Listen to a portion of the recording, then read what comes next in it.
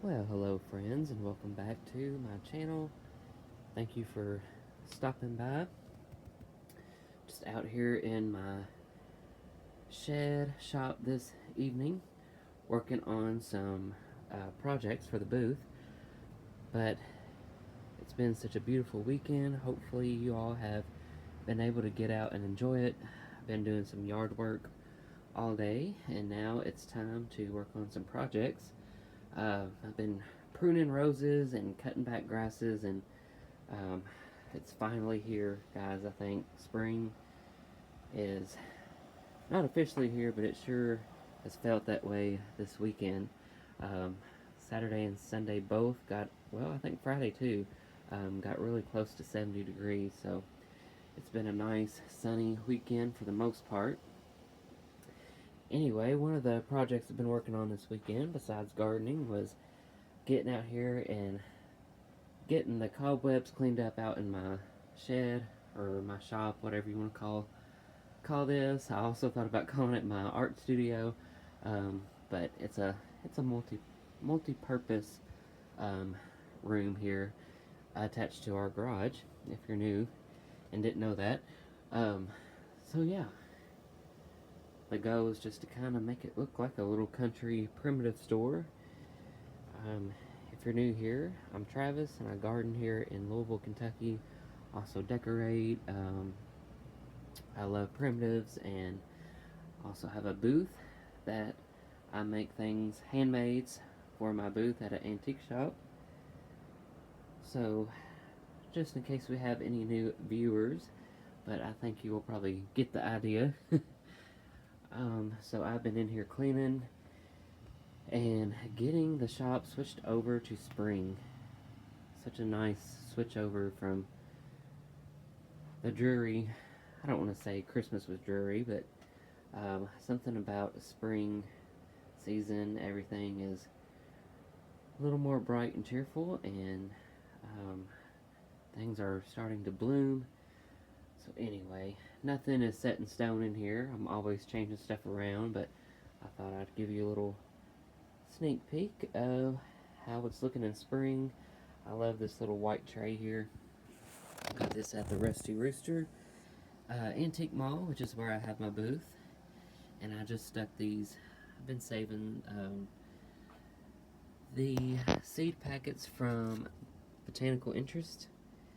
I think I talked about those in my last video, and they have just beautiful artwork on them.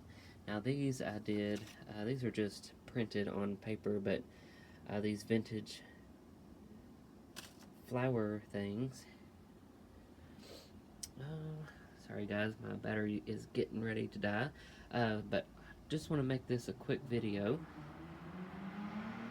So I wanted to give you an update. Noisy road. It has been a noisy road today. Guess everybody's out and about enjoying the weather. But anyway, here is a little update on my 100% handmade little Easter figurines. Usually I do Christmas and Halloween, but this year I decided to do some Easter. So I got inspired by some vintage Easter figurines that I seen on Etsy and online. So I just made this out of my homemade paper clay. I think I showed you guys this before it was painted up and everything with the bare paper clay. Like I said, I make my own paper clay here at home. But wanted to show you guys how this turned out, and this will be going to the booth. I don't know how much yet. I haven't priced it yet, but I wanted to share that with you guys. I'll get it turned around here. Let me set it over here. Trying not to move too fast to make y'all sick, sorry. But yeah, just a little vintage chick here pulling a wagon and a bunny. This is just your typical Easter grass. I didn't want to put the moss in there, the primitive looking moss. I just thought that was too, didn't really match the sparkly, glittery look. And of course the eggs kind of have a metallic-y shine to them. So anyway, my first take on Easter figurines. They definitely have their own style and own look. So anyway, that will be heading off to the booth soon. Out of my comfort zone there with doing something with a bunch of glitter. Um, Usually isn't my go-to, but I think it turned out good. So yeah, just got some spring stuff going on here in the booth. In the booth. I wish this was my booth. Um, but in the shed. So let's keep going because I wanted to show you what I'm doing with the sheep that I shared with you in a previous video.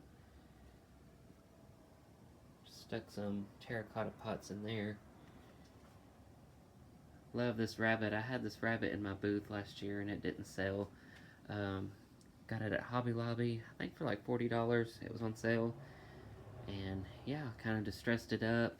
Put a little antiquing wax on it.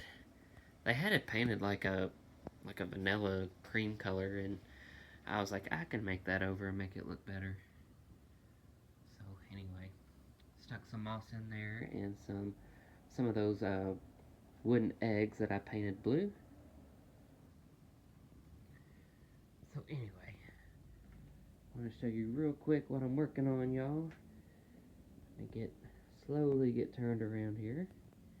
So these are the sheep that I shared with you guys in a few videos ago, and they were kind of cartoony, as I mentioned in that video, and I kind of want them to be primitive sheep, so I've decided to paint their faces and legs and stuff just a solid black. Again, I love the texture of whatever fabric they used on there. I think these are called, with the black faces, and I think they are called Suffolk. I don't know if I'm pronouncing that right, but I think they're called Suffolk. Y'all correct me if you're sheep people. Y'all correct me on that. But anyway, they're the ones with the black faces. I think they're beautiful. I would love to have some real ones one day. But anyway, I am painting the faces black. That is drying right now. I've got some coffee mixed up here. Instant coffee is what I'm using. You know, I like to use that for that primitive, stained, grungy look. So I got some just in some hot water here. And I'm just kind of going slow with it. I don't want to get it too dark, but at the same time I want it to look primitive looking, so I'm just taking my time. I think that looks pretty good, actually. So I think this is going to work. So yeah, I'm just taking my time and priming these sheep up. I've got a few other projects I need to work on. Spring projects for the booth. Still have this bronze duck here figurine that I got from Hobby Lobby on sale as well. So if you can get things cheap and then double, triple the price and put them in your booth and make some money off of it, so you're having fun and you're making decor. So anyway, nice duck there. I'm not sure what I'm going to do with it. I might paint it black to start off, and then I might take some of that white Sweet Pickens paint and just make it a white duck, and hopefully that'll kind of crackle. The paint will crackle for me. Might, of course, paint the beak a different color, and of course the grass there I will probably paint a different color. But if I wanted to take this even further, spring/Easter, I could probably put one of those, like a pretty blue, Easter blue ribbon around his neck. So you guys will have to stay tuned to see what I do with him. I got some of these large paper mache eggs. I watched a store tour, a primitive store tour, and they had a bunch of these large eggs and had them painted in colonial and primitive colors. And then they had the old like colonial style stencils on them. So I think I'm going to make a bunch of those and put them in the booth. So stay tuned for that.